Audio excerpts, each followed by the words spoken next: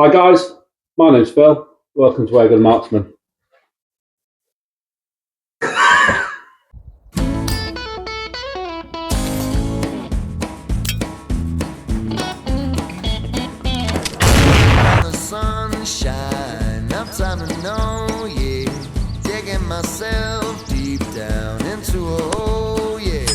Searching for fortune, looking for answers, yeah. Welcome back. Today I'm here to give you a quick glimpse at the Goyojo GS515. Now, first impressions of this thing is feels robust.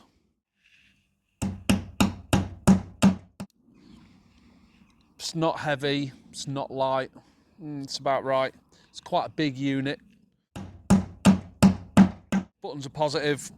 The clamping mechanism on the bottom is positive, although it's not really aesthetically pleasing. Focus ring on the front works fine, focus ring on the back works fine. And there's a focus for your IR on the side. So overall, doesn't look too bad, especially for the price. So these things are priced at sub 200 quid, which is ridiculous for any kind of scope, let alone digital night vision. So what I'm going to do today is have a quick blast with it.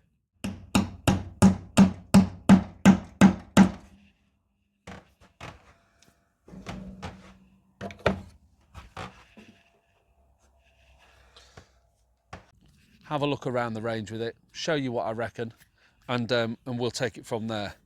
But on first impressions, for less than 200 quid, it seems pretty solid.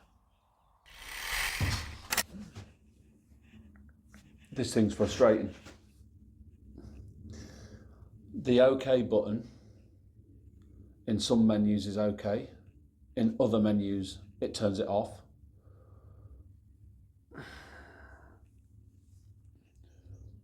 Zero in it is much harder than it should be. The menus aren't easy to navigate at all. They're easy to navigate, but they're not intuitive. Every other scope, digital scope, the round button in the center is the OK button. On this one, it is in some cases. In other cases, it switches it off. It's also the off button. When you are zeroing,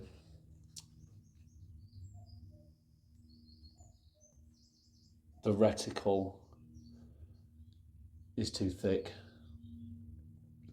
The small chevrons, when you freeze the picture for like a one-shot zero, which isn't intuitive, the chevrons that you move around to put in the correct pellet hole space to then zero the scope,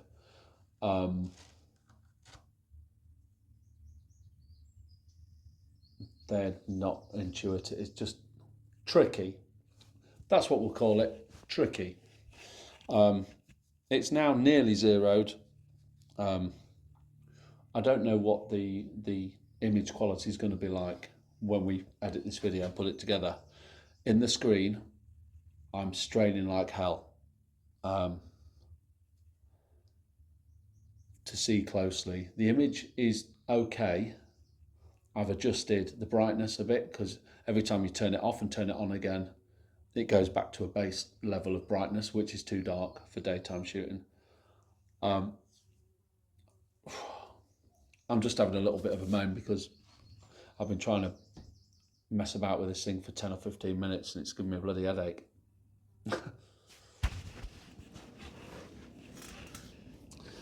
Right, so I suppose we should have a look around the range. Looking at the quality of the picture, I'm saying we're going to be limited with range. I think my problem is I've been spoiled with DNT's products. They are so good. And it's kind of tainted my view of a lot of other manufacturers out there. Right, so let's have a look. And we're recording. Right, so this is the sight picture, 5x mag. I'm going to be going off memory here because this hasn't got an LRF. So that is at 18 or 90 meters, if I remember rightly. So I'll just show you the zoom. 5, 10, 15, 20. Try and sharpen the picture up a bit. There, okay. I would probably stick to 10x mag on that. That's the annoying thing as well. Oh, apologies about my sniffles. I've just been running around, trimmed some bushes, cut a bit of grass, bit of hay fever. So yeah, that's all right. 20 meters, the picture on that. Let's go to 30. So 30, 15x mag. Sharpen the picture like any other. There you go. We'll see what 20 does there. Yeah, not too bad. It's always going to be a little bit pixelated at 20x mag. So yeah, I think most close stuff, this is a 5-20 by the way, but it only has 5x mag increments.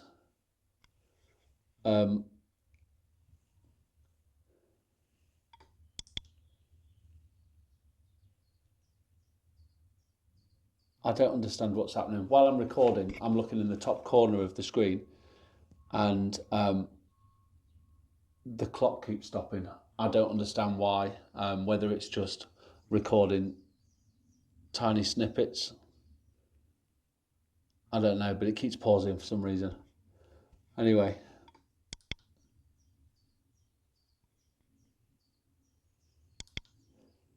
Oh, that's handy. It pauses. The timer in the top corner pauses when you zoom.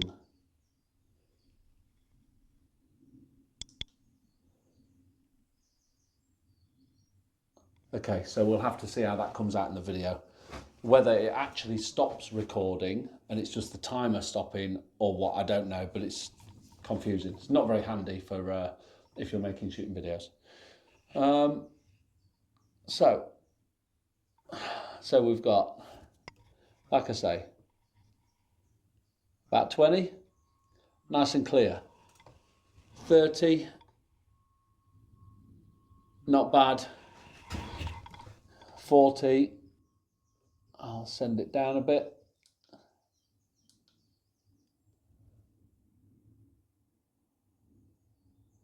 Not too bad.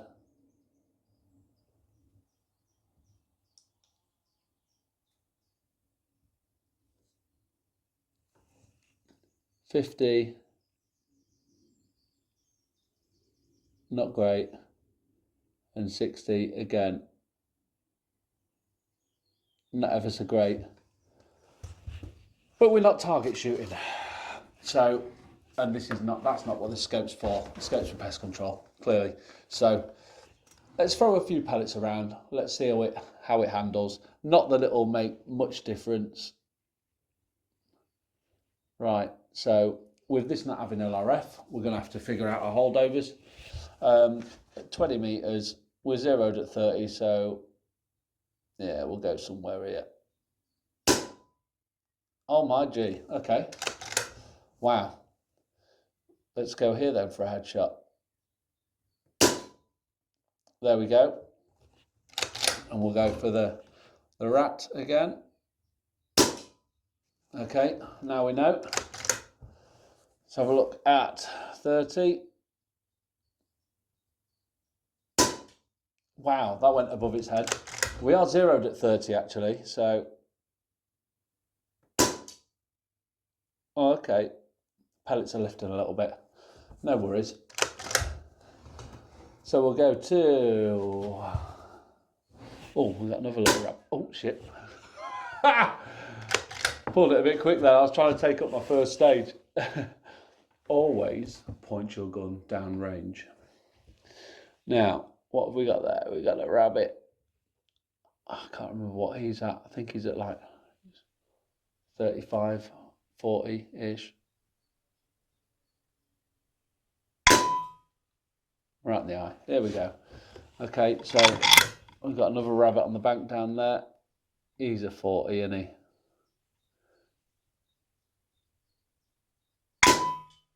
Wow, that's a big amount of drop, that is. He's maybe a bit further than I thought. Let's go again. There we go. Let's have a look at Mr. Oh, who's he? He's at 40. Ah, he's dead. Oh, there we go. In the eye. And we have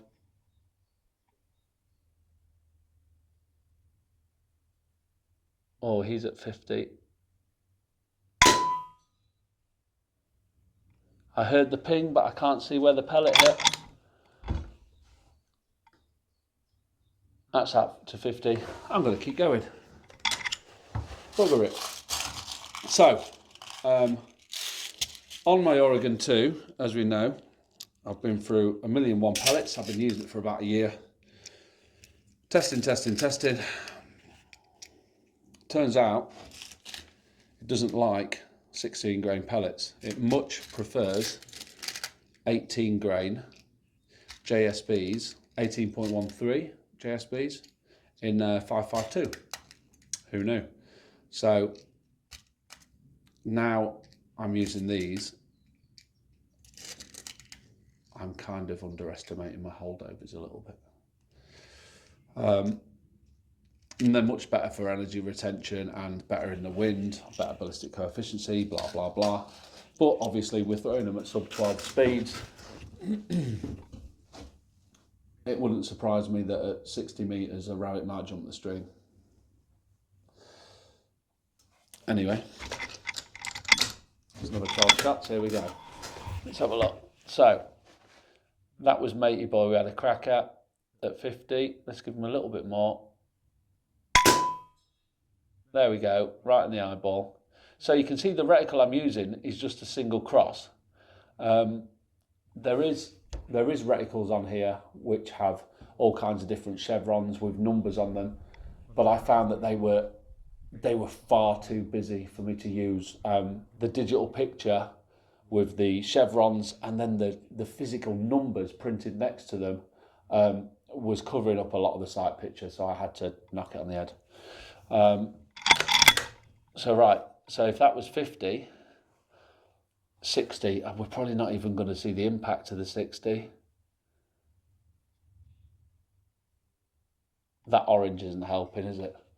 Okay, let's zoom a bit more on 15. Let's go 20.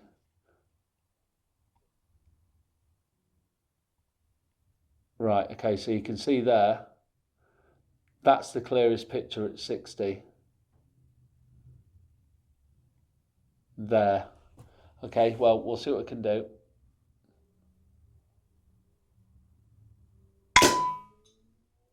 I mean, we had an impact. I might have to just put a few down.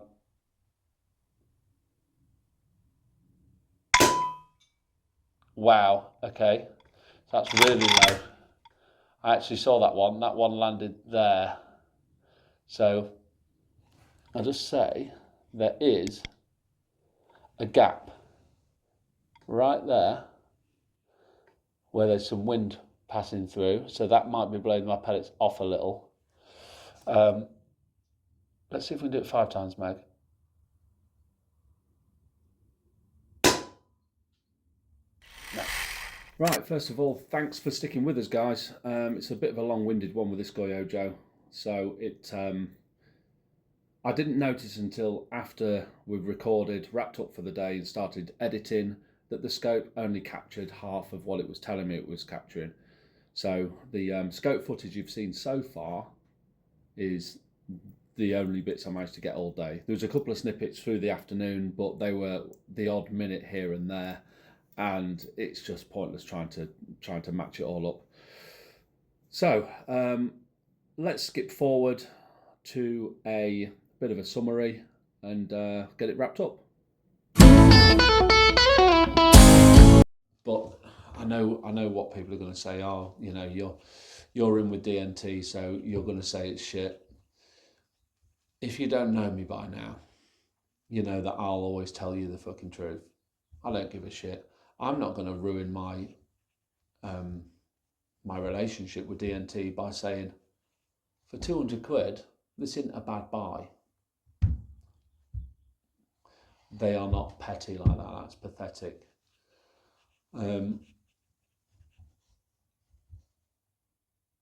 What I will say is there are guys all over YouTube raving about these in a similar way to, it's the same kind of guys that are raving about the AP 900s. Absolutely raving, saying they're a really good gun, really good gun, really good gun. They're not. They're a cheap gun. Okay? And they're okay. Put them up against anything decent, then it's not happening. Same as this. If you are on a super low budget, these will be fine for you. Out to 30, 40, you can see what you're shooting at. But don't expect miracles. Again, like with the AP, don't expect miracles. It's usable and affordable. I was asked today whether I think it's worth buying or if it's a bargain or not. I don't think it's a bargain. I think for less than 200 quid, it's right. You definitely wouldn't give any more than that for it. Same as, again, we'll go back to the AP. It seems as though there's a lot of things hitting the market in the airgun scene at the moment, which are more affordable, cheaper, better value, whatever. But you need to ask yourself why when you're buying these items. If you're going to go and buy a night vision setup for less than 200 quid, it's been sold as a night vision setup, so it has to work in the dark, but that's the bare minimum. Who's to say it works 3 weeks down the road? It might not hold zero. We'll find that one out. I mean, I've been sat here shooting and I've zeroed it, not easily, but in a relatively short space of time. Nowhere near as good as a Zulus, any DNT products, or as good as a Hick, nowhere near. But they're acceptable and feel robust. So take it from me that if you've got a cheap gun and you want to do some cheap night shooting,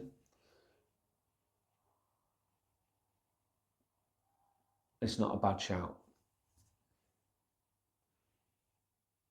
Don't expect miracles. Right, I'm going to put my Zulus back on now. Jesus.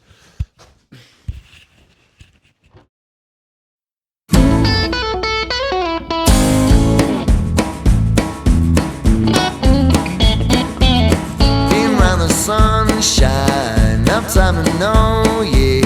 Digging myself deep down into a hole, yeah. Searching for fortune, looking for answers, yeah. Oh, but I got a feeling this goes on forever, yeah. Working ourselves to the bone, away from home, yeah. Jump on my train, on my way back to my baby. Wake up your dream boy.